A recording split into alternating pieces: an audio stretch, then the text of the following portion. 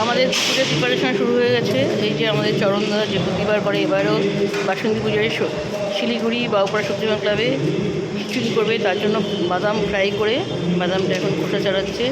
আর এই যে এখানে আমাদের 125 কেজি চাল ডালের খিচুড়ি হবে, আর সবজি হচ্ছে 200 কেজি। এখন সব কাটাকুটি হয়ে গেছে, এখন রান্না বসবে, অলরেডি বসে আছে।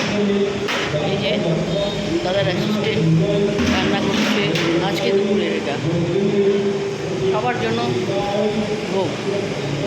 আর এই যে এর মধ্যে ডাল,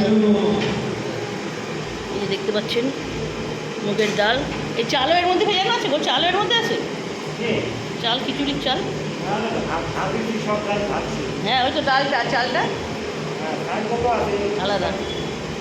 আর চাল এই যে চালটা, এই যে বস্তা করে চাল আছে, এই যে 2 বস্তা চাল, আতপ চাল। এই দিয়ে আজকে দুপুরের মহা প্রসাদ ভোগ হবে, ভোগ সবাইকে বিতরণ করা হবে। যারা যারা আসবেন শিলিগুড়িবাসী, আপনাদের জন্য আমন্ত্রণ রইল বাবা শোভান ক্লাবে।